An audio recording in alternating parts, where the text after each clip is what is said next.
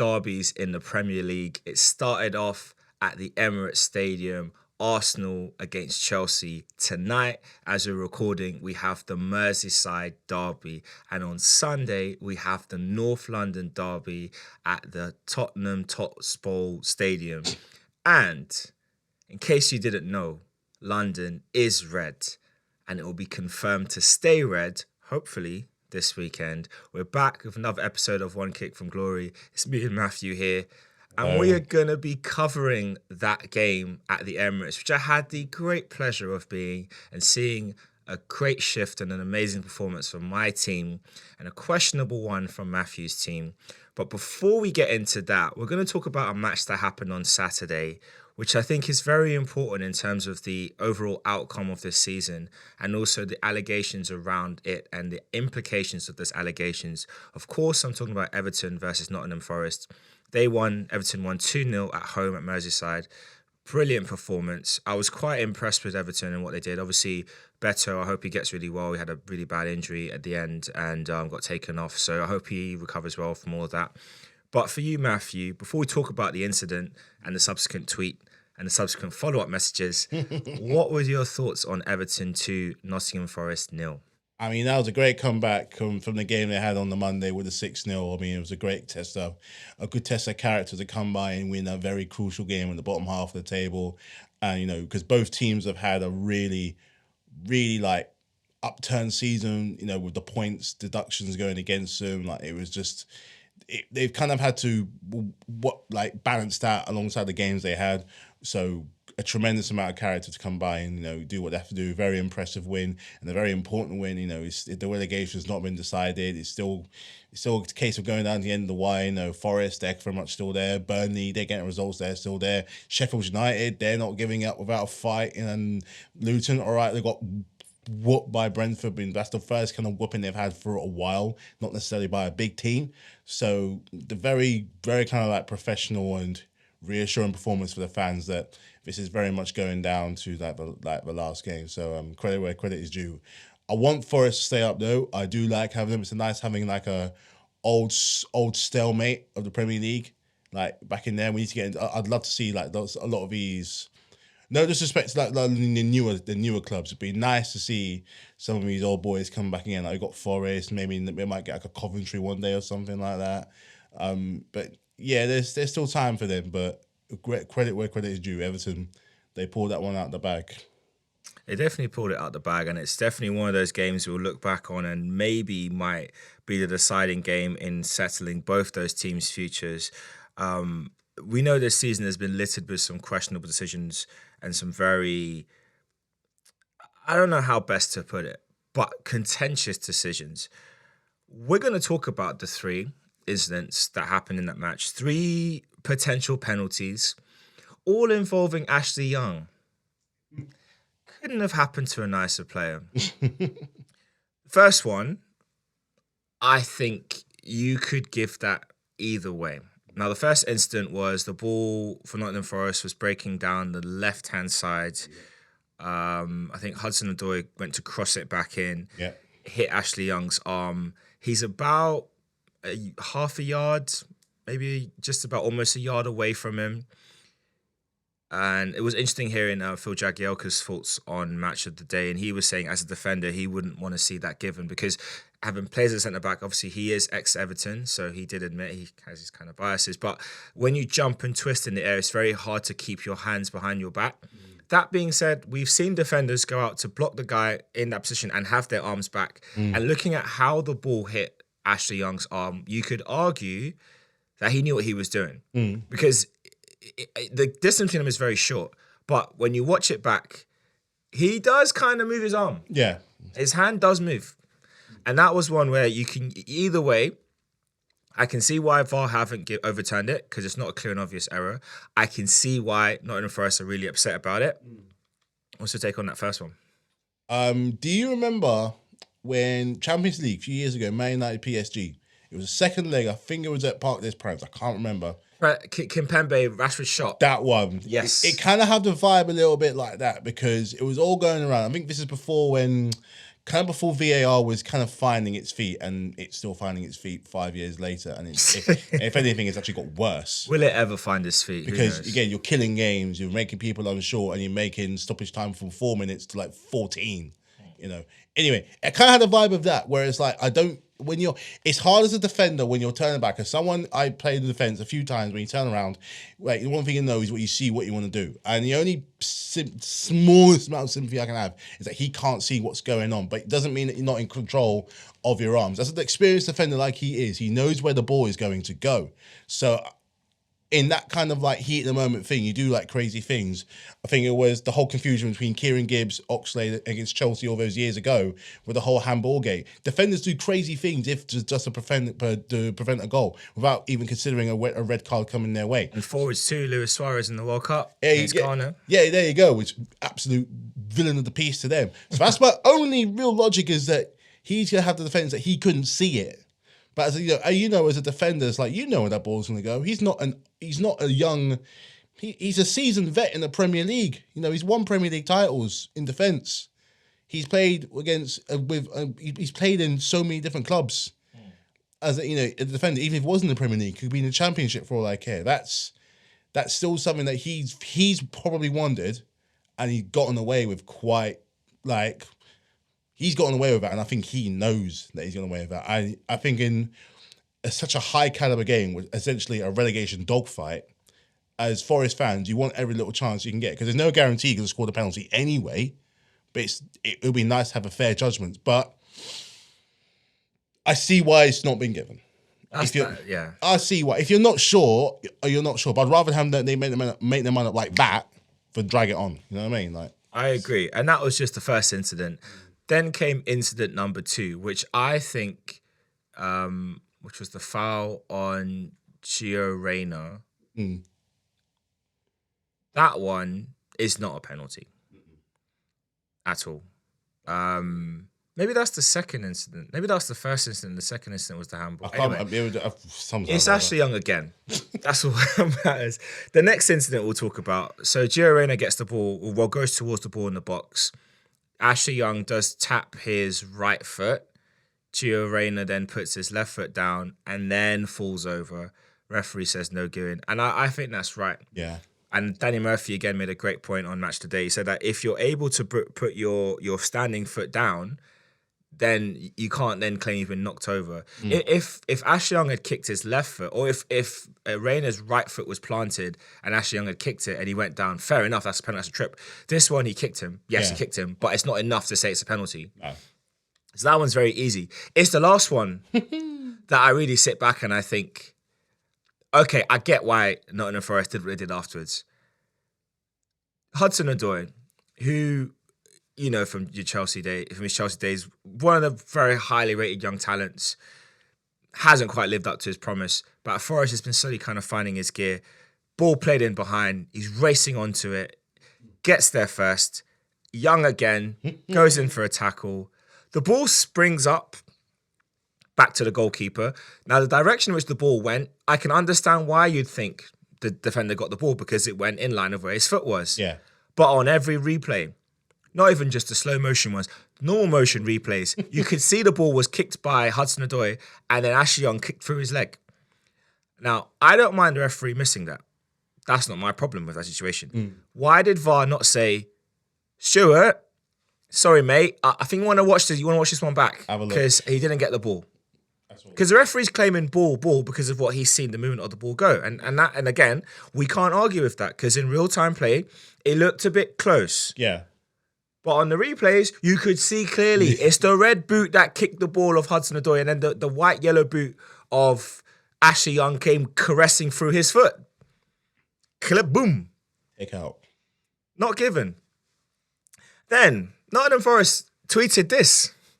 3 extremely poor decisions, 3 penalties not given, which we simply cannot accept. We warned the PGMOL that the VAR is a Luton fan before the game, but they didn't change him.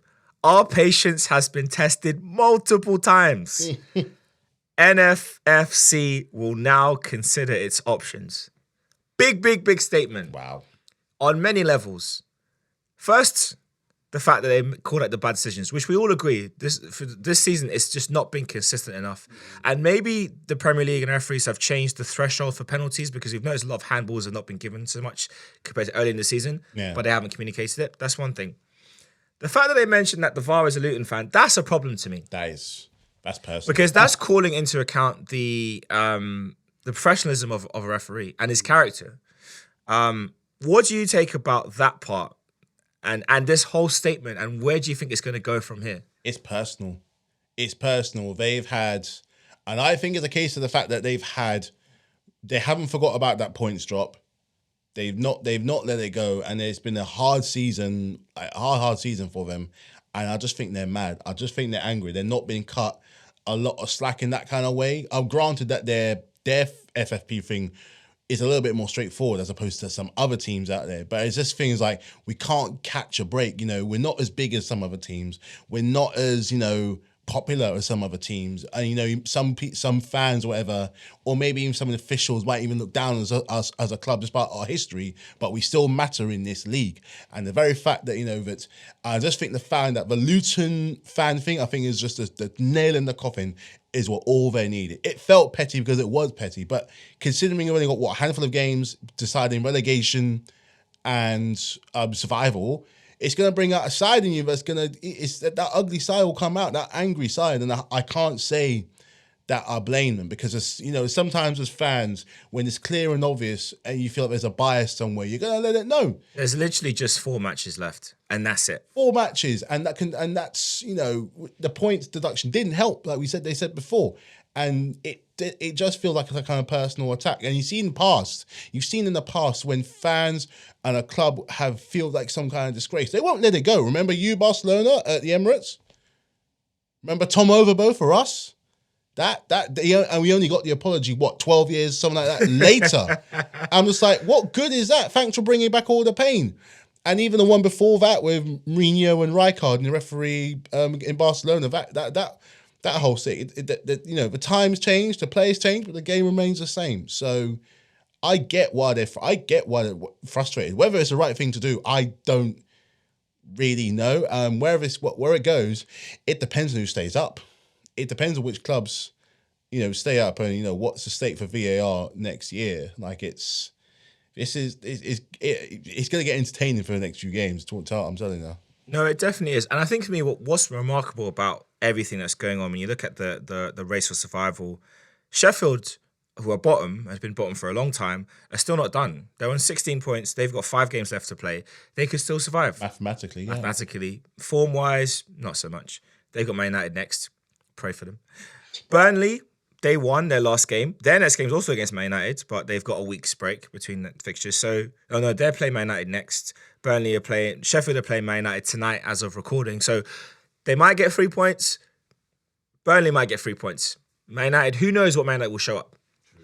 It should be 6 points for them, but you never know. So then it's starting to look a bit interesting because Burnley are on 23 points. Luton Town are on 25 points. Luton Town's next game is against Wolves at the weekend. Nottingham Forest are on 26 points, and they've got Man City on Sunday. It's a lot. It's crazy. And when you think about it, Nottingham Forest, and I really do hope that they take, for their own sake, and also for my sake, my team's sake, I hope they take all this pain and frustration and anger and disappointment that they felt from the referees and channel it into that performance against Man City. Because when Man City go to the City ground, it's not easy. And Nottingham Forest are at home. It's not going to be an easy game. Last year, they gave them a torrid time there. So, Forest, keep your heads up. We believe in you. And this weekend, do the whole league a favour. In fact, show the league how you feel. And pop Man City's balloon. Do football a favour. Do his football a favour. We're not asking for too much. Just a draw will suffice. 3 points would be fantastic. But yeah, you're right. It is going to come down to how this goes because now Everton are on 30 points. They've got a bit of a gap, 4 points between them and Nottingham Forest. Above them, Brentford on 35 looks safe. Brentford's next game is Everton at the weekend. So, if you're a betting man, that game will end in a draw, and that'll be that for them. Depending on what Everton do tonight against Liverpool, we don't expect them to do much, but if they are able to pull off a shock result, then Your derbies. You just never know. So it'll be very interesting to see how that all goes, and I'm very intrigued to see what these teams do at the bottom of the table. The next big controversy we want to talk about is the FA Cup semi-final, not the Chelsea City game. I feel like we'll talk about that a bit in our next segment. But Coventry, Manchester United. There's that old cliche that football's played on the pitch, it's not played on the paper, and people use that when talking about looking at teams and lineups and what players against each player. And when you think about the reputations of big clubs, people often create this fear that when you play against a big team, you're going to really struggle. Coventry City at 3-0 down at halftime had no right against Manchester United to come back to within a VAR check of going through to the FA Cup final. They had no right. And yet, the gift that keeps on giving from Manchester thought, you know what? This is a very important game for us. This is a season-defining match. But you know what we're going to do? We're going to just go on easy mode in the second half. We're going to just stop doing the basics. We'll let this guy run through. We'll let that guy run through. We'll let that guy run through. And, we'll just pass the ball out to them. We'll give them the chances and we'll let them make it interesting. Crazy game. I don't know where to begin, but I'll begin with this. Ericsson has have another lucky escape. Very, very lucky escape. Do you think this performance, and in many ways, he has gotten to 3 cup finals in the time he's been there, 2 FA Cups, Carabao. You can't take that away from him. But do you think that the second half is more reflective of his reign at Old Trafford more so than the first? Oh, definitely. Definitely. They have been getting away with it for so long, even by Man United standards. This version of them getting away takes a whole new level of monkey out of it. It really, really does. And you saw that after the game where a lot of fans and a lot of players were like, yeah, I don't feel good about that, because it's not like we went out on a high. We went out on an absolute whimper, because on the way the game went, they didn't deserve to go through. Not at all. And they are, at least I'll give them credit, they know that. 100%. You don't go from 3-0 down, with all due respect, against a good, decent championship team, to then be within an inch of going out on a 4-3. And then Michael Massey comes by and be like, I've already screwed F1. I'm going to screw football. I'm going to take it away just at the last. F1, be still, he's the problem. Michael Massey, you sent him over here. Thanks, guy. Thanks. Yeah, he came over on the, half an inch of your pinky toe or something like that. And I'm just like, really? Really? But, and he knows that his, among some other managers here, his head is on a chopping block right now. Because for what he's spent, for what he's done, for what he's proven in the past, and the kind of thing they're expecting, they're nowhere near where they need to be. Because 100%. I thought, and that's coming from me, all right? And I'm well aware that's rich. But of all the signings that they had, and just buying players left, right, and centre, and just giving all these prima donnas and money-hungry gold diggers a chance, you can't just pay them. They have to know how to play. And, they ain't doing it. You've taken winners or, potential winners like Onana, turned them toilet duck. Casemiro and Varane come here for a vacation. Mount has never been to Manchester. That's his only reason for being there. You done out Sancho. Hodgland is Hodgland. You're strangling Hodgland. I really felt for him after the penalty shootouts when he went to celebrate and turned around, no one was there. I mean, that was the right thing for Man United to not try and celebrate that, because that was embarrassing. I wouldn't celebrate that. I wouldn't feel good about it. I wouldn't. It's like when you're playing against your little nephew and you beat him in FIFA and doing full words, giving absolute games. Like, you can't feel good about that. Can't. And that game just demonstrated this season, like in the thing, with all the right tools and potential, but they ain't performing out there. Because arguably speaking, they should be. I'm not saying they're going to be competing for the title, because they won't be, but they should be very much in the hunt for the top 4 most of the time, because they were 3rd last year. They were, yeah. So what's gone wrong in the space of the thing? Have they been really bad, or in the case what I think of, or Villa are that good? So. Even if he wins this FA Cup, a lot of questions are still going to be still going to be the only way this really works is if you know what the only way this will make any sense. It'll be okay for him is if City don't win a single trophy. Even then, that's a stretch. It's a stretch, but it'll be like right. This is the first time in a long time where we've won something and they have not.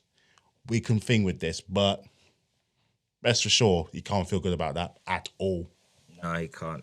I guess with that match, you got to give a lot of credit to the Coventry manager because big time. To be in that scoreline at halftime, normally you'd think, okay, let's give up, let's pack our bags, let's take what we can get. But the fact that he made changes and went for the game, sensing that, at this point, there's nothing to lose, really. We might gain something. And boy, did they gain a lot. Absolutely. It's funny that you make changes at 3-0 down and some things happen. Funny when you do that. When your food is dry and crusty, give it some seasoning. I'm not saying a who. I'm just saying. I think we'll cover that very shortly. You could take what you want from that, but I'm just saying, change is good. With all the talk about new managers, I mean, and there's been some conversations around West Ham and Ruben Amorim. He actually, in fact, they flew him in on a private jet in midweek, I think the weekend or earlier this week, to have conversations about potentially replacing Dave Moyes at the end of the season, which is a bit sad for Moyes. But at the same time, I can understand why West Ham might want to make that move. I think Moyes has done brilliantly getting him to a trophy. I think he is underappreciated on the one hand, but when you watch them season in, season out, I also feel like he could do a better job with the players he's got, and he could definitely push them on more. But he's won them a trophy. So yeah, I think his way of playing works. That being said, Liverpool are in talks with Arne Slot, which I know Markus is really happy about because that was his main target that he wanted. His theory is that to win the Premier League, you need to have a bold manager. And with everyone calling Arteta leg ahead, I feel like we might buck that trend. But obviously, there's conversations about Erik ten Hag. We know that Sir Jim Ratcliffe will want to put his own stamp on the sporting side of this club. They've got a massive job to do in the summer. We're going to talk about you guys as well because you've got a job to do yourself, but in a different way. Do you think he will persist with Ten Hag? And if not, of all the rumoured potential managers, and there's been lots of names thrown around, or even a name that we haven't had considered, who would be your replacement? So it's either stick with him, or if you do twist, who do you twist to? I don't want him to do too well to impact our way, but at the same time, if I'm wearing my Man United head, it's not. Since Fergie, you can argue they haven't found a guy that's got even to within an inch or within a mile of what this guy has done. I think they've always known that the next guy coming in is going to have to be doing things very, very differently. That period of dominance has all gone. The way, from when he left over nearly more than 10 years ago to where we are now, things have drastically changed. So it depends on what he wants for Manchester United. Like, he's living off the fact that he got the trophy last year, the Carabao Cup. Yes, he's gotten to finals. Yes, he's kept them competitive in Europe, but the results and just how the product of the club has declined so much. You hear all these stories about the stadium crumbling down, old facilities, spending money on the wrong players, a lack of direction, the problem with, the Glazers. And Fergie was the glue that held all of that together. He just kept. It's like when a certain family relative that just has it all, like, who knows what they're doing to sweep it all under and come in control. Soul Food. It's like the movie Soul Food. Fergie was Big Mama. He just knew what to do to get things going. And when Big Mama moved on, retired, or whatever it was, he think all of the problems that are at this club, even when he was there, they all came to head. And now the fans are figuring it out, and now football's figuring it out, and now the product just ain't the same. It's like, I don't know, it's like Pizza Hut. The product's changed so much, it's unrecognizable. So if it kind of depends on what he wants. But you can argue, look, if there are fans still out there who are calling for Poch to stay, maybe he's got a case of one more season as well. They're still in Europe. They're still on top half of the table. They can jam their way to certain competitions. And you have to say in cups, they bar the Champions League, they do well. They do well. They're that kind of club that can just jam their way through certain things, even with the just disjointed team that they kind of have. Plus, they got gems like Hodgland as well that they can work around. Can they finally get someone in to transform Marcus Rashford into the dangerous player that we know that he can be? It's a tall order, but it's definitely doable. Can he sort out the defense? Can he sort out the midfield, the captaincy, and to stop buying players for shirts and buying players that can actually do what it is that means something to this club? Can they get another class of 92? Question for you then. If Man United beat Man City in the FA Cup final, which I'm expecting to be a bore fest and very boring and snooze fest or whatever. Yeah, true. Do you think that would be enough for the owners to sit back and say, okay, let's keep him on for another year? Or do you think with how those things have gone, they might decide, let's just have a reset? I would say if ever they win a trophy, they've earned a chance. What you should do in the case of if he wins it is you give him the option of if he wants to stay, because that's what happened with Conte back in 2018. Despite the fact that his thing was up and he didn't have a particularly great season after winning the Premier League, we did win the FA Cup. But the signs were there that he wanted to go. He had fallen out with the ownership, as he always does with Chelsea, and he goes. Give him the option to see if he can still work his magic while he's there. This was his first full season? No. Second season. His second season. Okay, granted they've gotten worse in terms of the table, but if he wins his trophy, as he earned himself a little bit of a lifeline, because when you last won the trophy back then, look where you are now. But they've invested into the club. You've got ownership in that actually, you get someone in to run the club that knows how to run the club and slowly bring in the players that they know can make a difference. Man United have got the scope, the potential, and the advertisement and the potential in the product to do that, to bring themselves to a more competitive state. Because remember, Liverpool are going to be in a development time once Klopp goes. So you naturally, their red rivals, their old rivals, could step in with a reworked way they buy a player. Didn't they bring in that guy from Newcastle as well? Yeah, director of football. I think that's still he'll be working from the new season. He's on garden leave right now. Yeah, and look. Granted, all right, not this season hasn't worked out well, but look at where they are now. Look at the product now. From all those years of turmoil underneath Mike Ashley and his crew, the uncertainty of relegation, hovering around the bottom half of the table. Look at them now. They're top. They're a 30 Premier League club. And he was a part of that. So you could argue on the balance that he wins the FA Cup, and you let him do what he wins with the club. That's what I see. Because manager wise, I don't know who they'd have. Yeah, it's going to be very difficult. I mean, right now, as the Premier League stands, they're on, because the games are currently playing, they're on 51 points. So it's a long way back to get into Champions League. I don't think they can make it. They have 5 games left to play. Villa are on 66 points. They're on 51. That's a big, tall order. They could get Europa League. They're currently in Conference League places, so they could pip Newcastle or even maybe push Tottenham out if Tottenham lose all the rest of their games. So you never know. But yeah, I think it's going to be a tough one for them to kind of decide. Just talking about the games that are currently playing right now, Everton had a penalty disallowed from a foul on Calvert-Lewin by Alisson.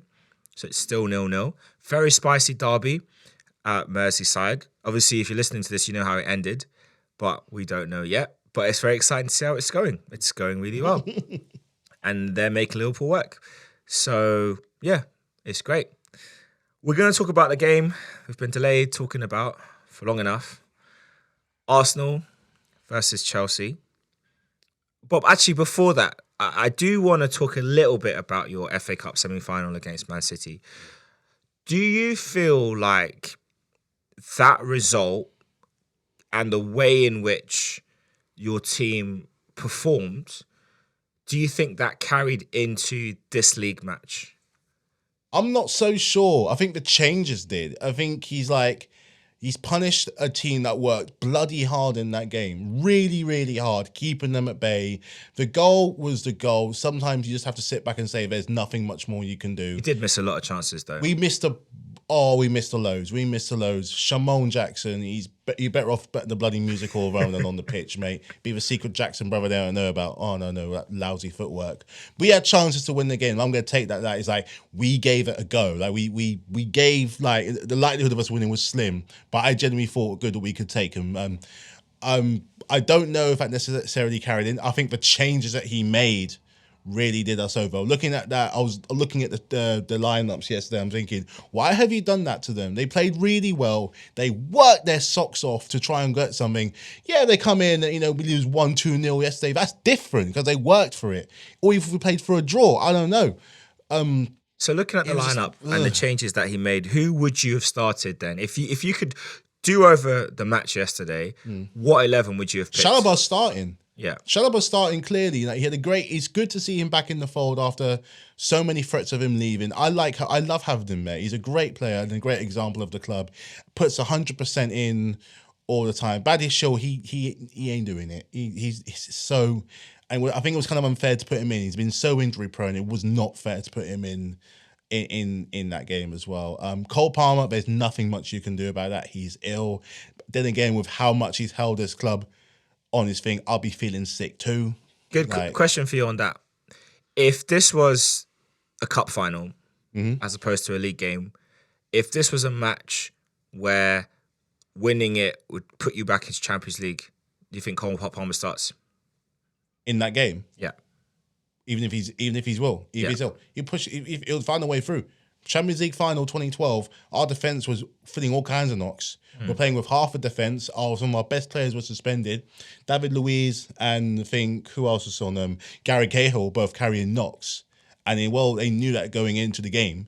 And by the end of it, they're probably in so much pain. But sometimes you've just got to work through it. It's a very kind of old-fashioned way of looking about it, but it's what won us a trophy. Yep. It's what won. And sometimes you realise that for all the talent that we have, and you can argue per player we have more talent, but we lack grit. We lack determination. We lack, fight. Like that young fan said, it's like, I don't want your shirt. I want you to fight for yours. And sometimes fight will get you through the door. Fight will do, and imagine fight with the talent. That's a dangerous combination. 100%. And it's I can talk for days. And I mean, we saw that with Ryan Garcia in the boxing. That's fighting talent and determination. Everything leading up to that boxing match, people thought the match should be cancelled. They thought he wasn't in the right frame of mind. Look, he won. Yeah, and he bet on himself and won big. But yeah, no, I was at the game and it was an interesting, or getting into the stadium. Obviously, midweek games are always a bit tricky post work and then getting in there. So it was a bit of a mad dash to get in time for kickoff, but got in as the players already out in the lined up as the cameras do the usual thing when they pan by and to announce the lineup. And then obviously we could start hearing you lot making a bit of noise, Chelsea fans in there. Then North London Forever came on, or the Angel as it's officially called, and we started singing. And we just kept on giving it. For me this season, I'm still trying to work out whether the Man United game at home or this game at home had the best atmosphere. I wasn't at the Tottenham game, so I can't really compare. Was I at the Tottenham game? You're the women's one. Yeah, not the men's one. I wasn't at the derby for the men's. But I was at those two games. Man United at home, Chelsea at home. Both atmospheres was amazing. Both games had moments of heavy nerves, the Alejandro Garnacho goal, which was ruled out. And then when it was ruled out offside, the atmosphere was crazy. But for me, I think that set the tone. The fans came ready to play their part, and I think we did. We created a great atmosphere. I think Chelsea made a good atmosphere as well in defence. I think you guys were quite loud. At times, I was a bit annoyed with the fans around us not making the noise. I'll do something. But you guys did a lot, and it was good. And then we got going. And I think one thing I want to point out before we talk about the goals, and they were beautiful. And I'm glad that Ben White managed to get back Mudryk with his, was it a cross, was it a shot goal? I know Ben White, he probably meant it. Maybe not, who cares? But for me, there's one thing that's missed in watching the game on TV as opposed to live, and that's what players do off the ball and how things work. Now, we know all season everyone's been talking about Odegaard and how he presses and how he's like leading the press for Arsenal. Out of possession, when we were trying to defend against you, we set up a very interesting shape. At some times, it looked like him and Havertz playing as a front two, a bit deeper. But the shape that I noticed was Odegaard was basically playing as number 9 or false 9, pressing the ball. Havertz kind of drifted out towards the left wing-ish. You had Saka on the right wing. Then behind them, you had Trossard kind of, again, further out. And then you had Partey and Rice sat next to each other as a 2 in the middle. And then you had the back 4. And I remember I was telling one of the fans next to me as well in the stadium, just watch Odegaard, what he's doing in the press. At halftime, I was telling him like what his signals trigger. So he would, you guys were passing it across the back, going nowhere. He went from the goalkeeper to your centre backs, back out to the young right back inside. When it came back inside, Odegaard did a little signal to Havertz to come in, and that's when immediately we started to compress you. Havertz was coming in from the left, Odegaard was running towards the centre back, and then all of a sudden you try and pass the ball into midfield. Immediately, if it wasn't Saka winging the ball back, it was Partey putting out one of those long octopus legs of his, blocked the ball, and immediately we're on the attack. And that happened on so many occasions. I was like, we figured it out. And the one thing I think Poch should have done, and what I was telling the Arsenal fan next to me at the stadium, I said, you know what I would have done if I was in the situation with Poch? I'm not changing us playing out from the back. I'm telling Enzo, get back and you get the ball off centre backs, because Enzo's a player who can break the press of his passes. We've seen it in the World Cup. Yeah. He can do it. But you kept trying to do the same thing, and there was so many times when we just lulled you into a false insecurity. Because your centre backs, they're not good on the ball. They can pass the ball, but they're not good on the ball. They haven't played for a while. They ain't good on the ball. You don't have Thiago Silva back there. If he and it would have made a big difference.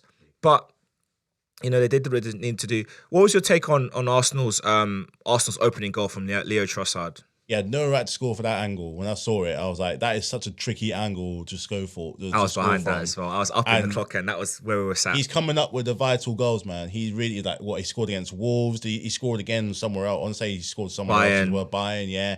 He's coming in like he's becoming a bit of a clutch player for you. Like, bit of a Solskjaer, Drogba-esque kind of guy where you might not get a lot of goals. He gets important goals, like an Origi cult man.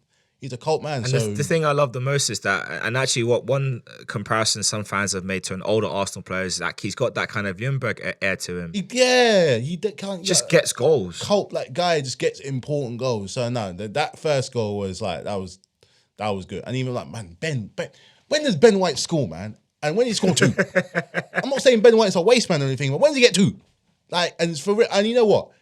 I'm not gonna lie. Third goal, I'm done. I put on WRC.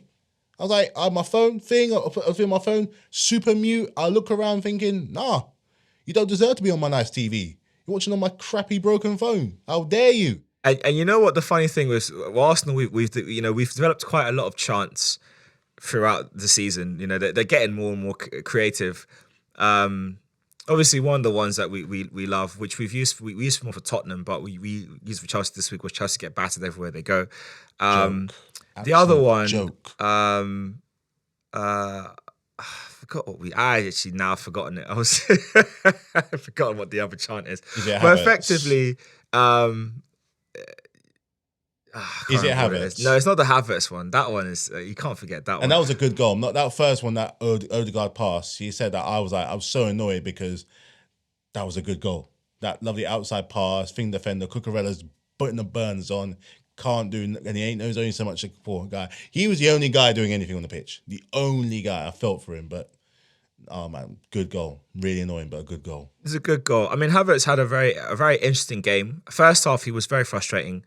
He had a chance early on when he should have shot and he went for the pass. The next chance he got, he should have passed his shot. It looked like he didn't want to score against you guys. And a few of the fans were getting a bit annoyed. I was okay with him up until the third chance. I was like, okay, mate, now you got to sort it out now because look, this is a team.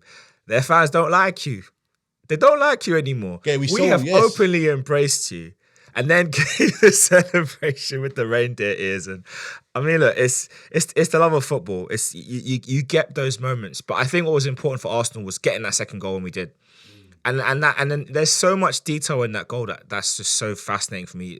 Beyond Ben White's shithousery against Cucurella, in fact, that's the picture you're going to see as the thumbnail for this episode. But the other moment for me was also how Saliba moved Enzo Fernandez to play everyone on side. It's a subtle thing because obviously in the box you're marking people. The corner gets played short, goes out to Odegaard, And if you just watch it, just as Erdegaard's about to whip the cross in, Saliba is just jockeying with Enzo Fernandez. And because Enzo is not a defender, at a certain point, you watch the line, you just leave him. You leave Saliba and keep going that way, and he'll be offside. He follows him in. He stays goal side all the way.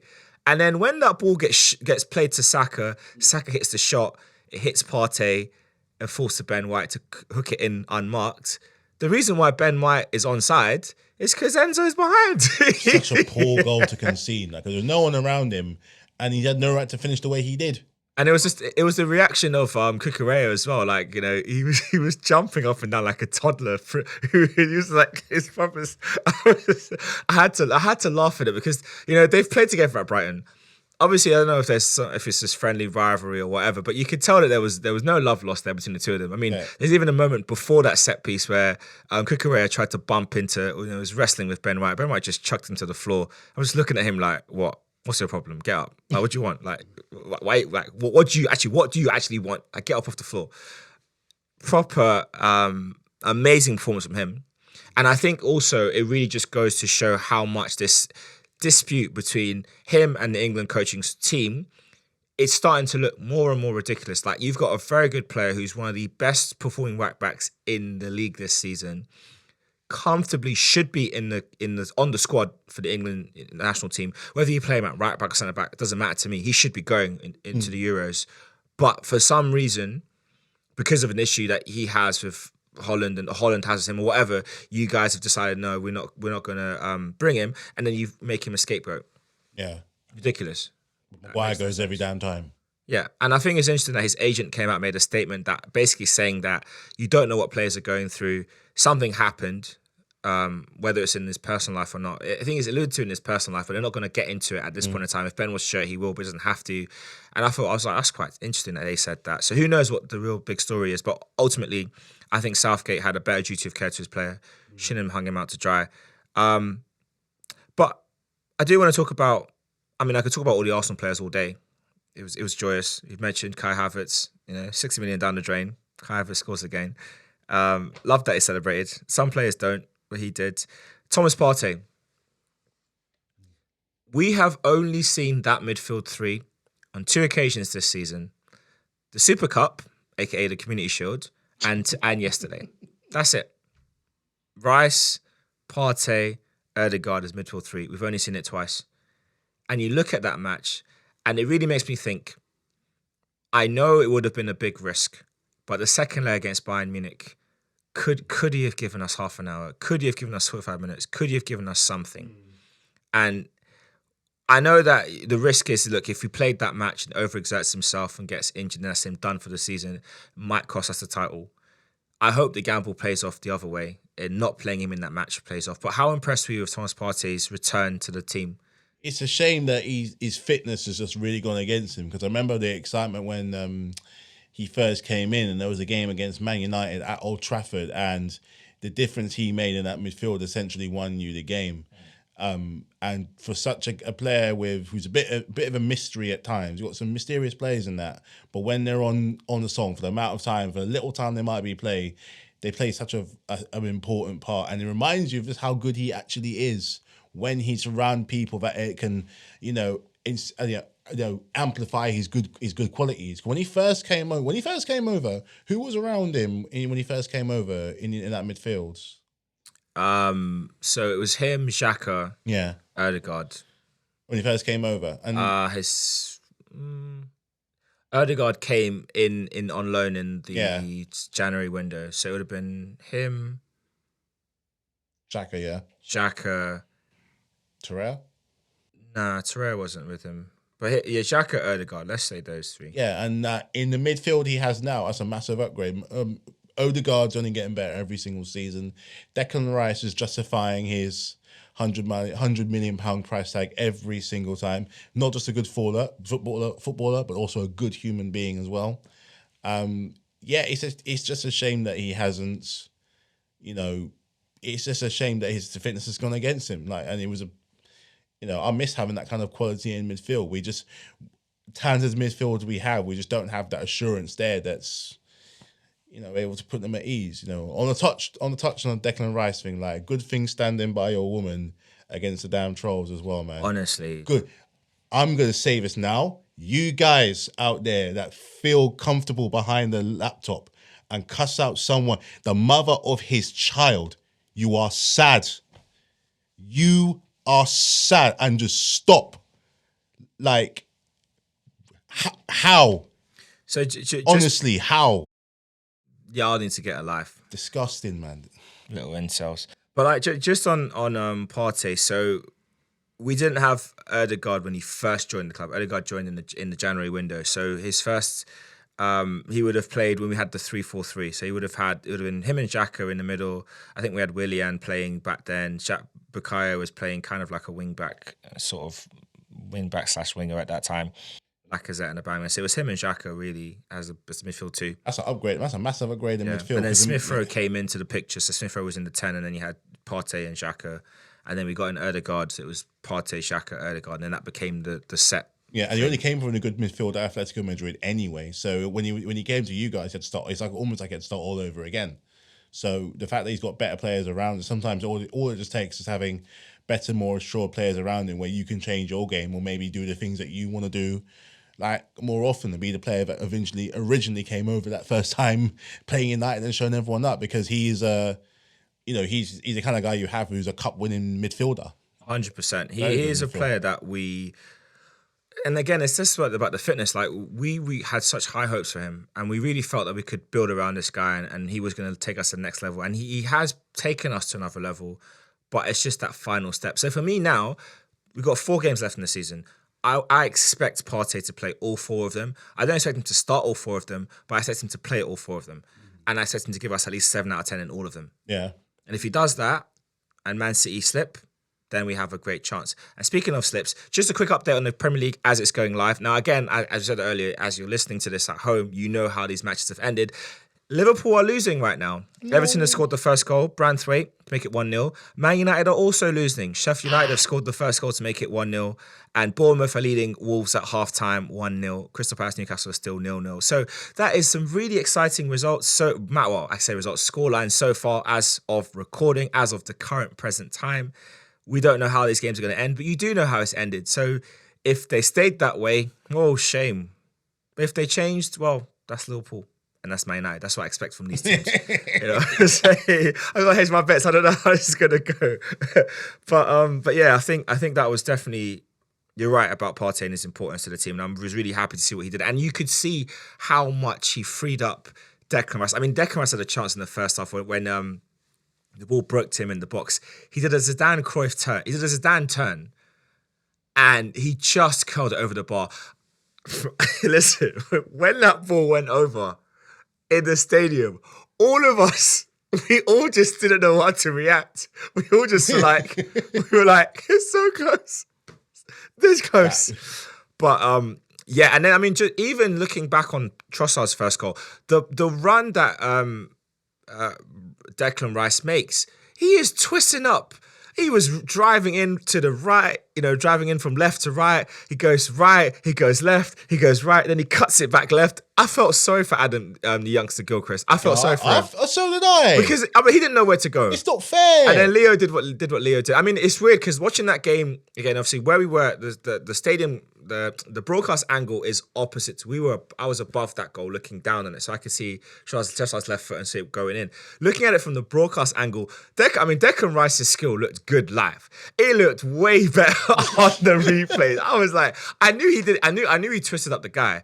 I didn't realize he literally put him in a blender, put him in a spliff, and said, "Have a nap, son. This is big man football. You ain't ready yet." Oh, Alfie, man. I felt for him. Not fair, man. That is not. And again, that's indicative of the manager. But before we talk about him, I want to talk about Thiago Silva.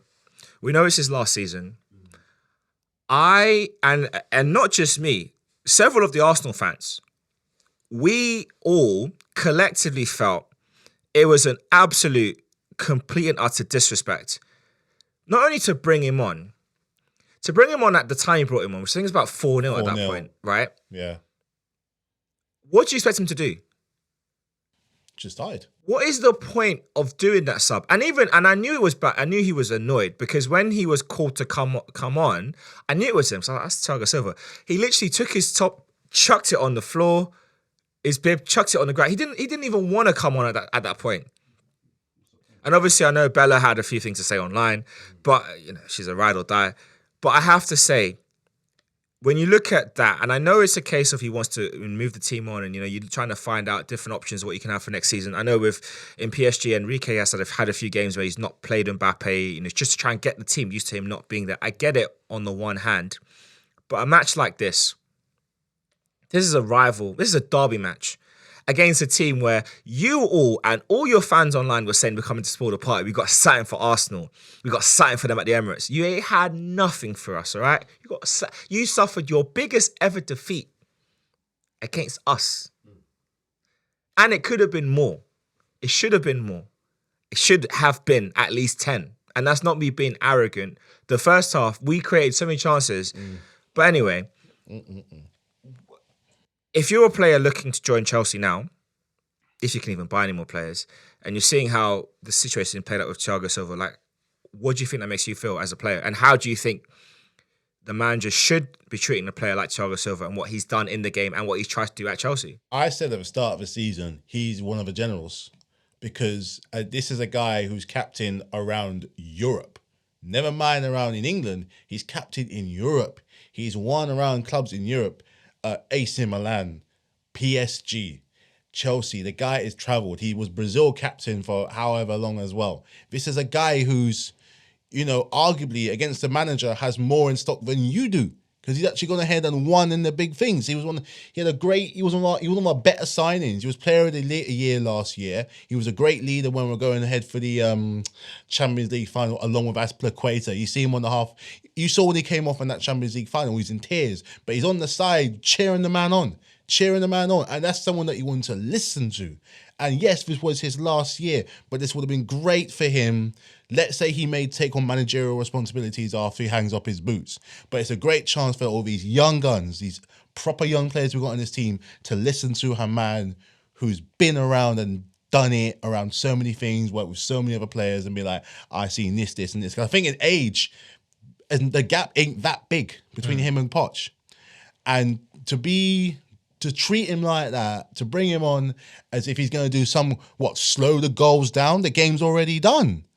And, it just highlights so many of the problems that we have. When Roman left, it unearthed so many problems that we actually had.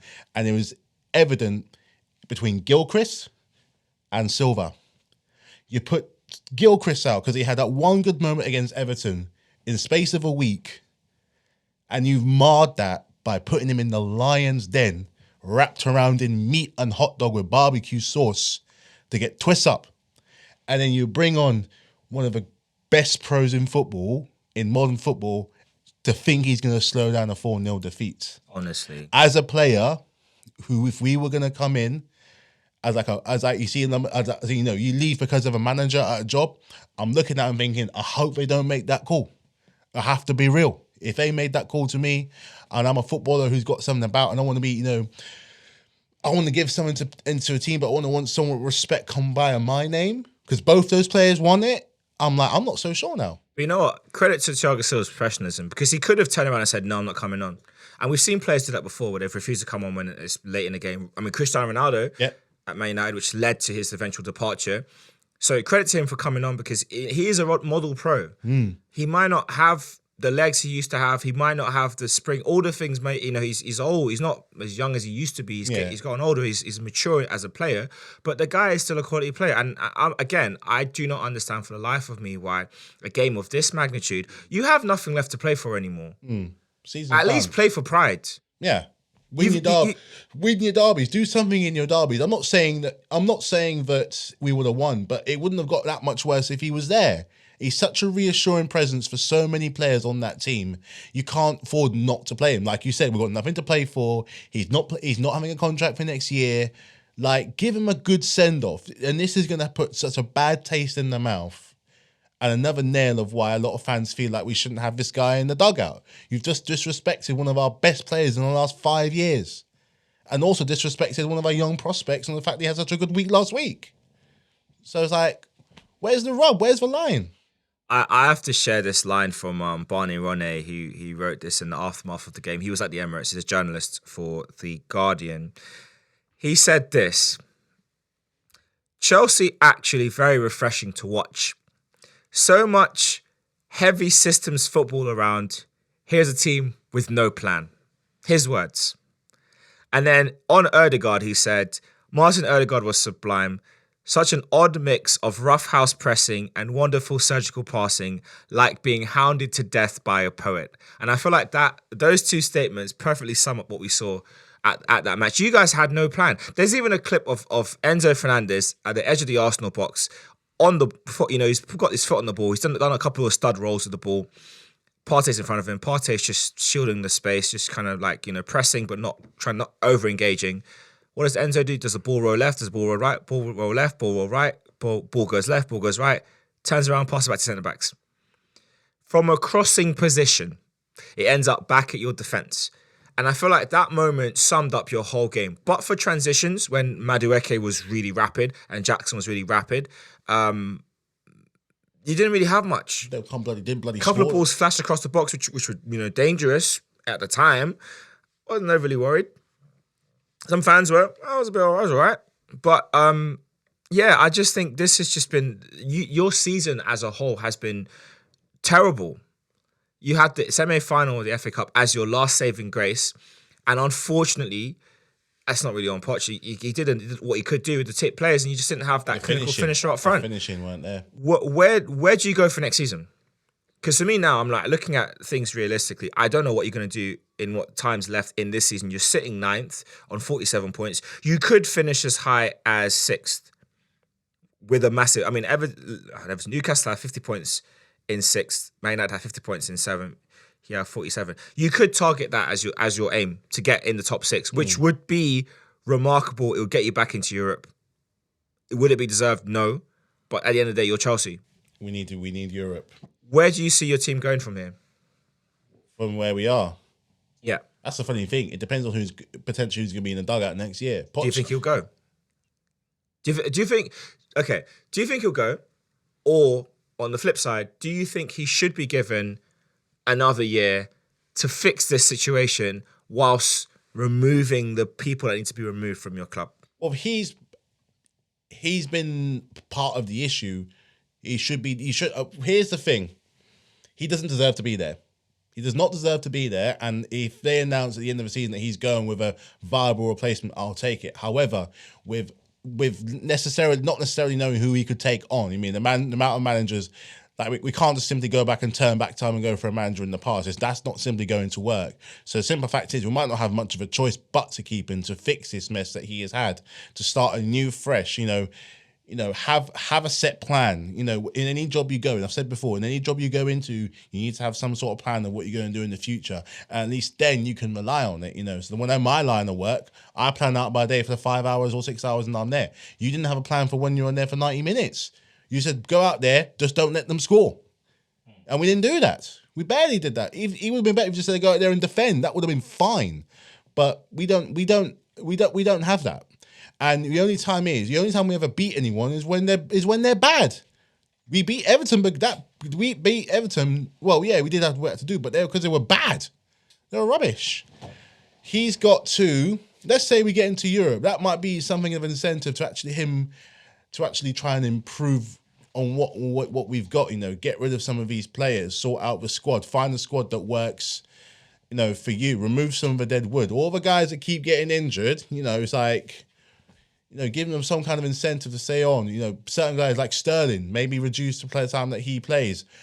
Tie down Cole Palmer to a watertight, a watertight contract that makes him untouchable or whatever. Sort out the striking situation. Get Jackson some shooting practice. Sort out the defense. Get more discipline in the club because, for the 6-0 we had against Everton, it was forgotten because of the whole penalty incident. 100%. And then when you play the game, when you play against a team that's way more disciplined than you, it shows. Okay? More direction, more efficiency, more discipline, more plan, more this, more that. You can, he doesn't deserve to be there, but at the same time, it's like, You want to give somebody a second chance. We could turn around next year and completely turn it around. You never know. But I don't know if you ask me, I don't know who else is out there that can take this job. And who would want to take the job as And well? who would want to? It's become the England job. We've got a whole bunch of individuals. You got a guy you got a guy who's been thrown to the Lions, an owner who's far more concerned about selling shirts than actually playing football. You know, we can't just get Magic One to get a Gareth Southgate in to go. Bad example, I know. But you can't just get someone in to turn it around all of a sudden. You know, the FA Cup and the Carabao Cup were there for the taking. I'm sorry, they just were. You know, we should have won that game on Saturday with the chances that we had, and at least have the opportunity to get to the final. If he got to the FA Cup final, It would have changed a lot. it would have given a slight bit more credit, the fact that he's got to 2 cup finals. Okay, whether he won them, I don't know, but look. European football is out there for us to get. It's still possible. And I just think maybe if we get the European football, it might be just the 2% that brings them over the line to be like, you're now in European football, don't mess it up.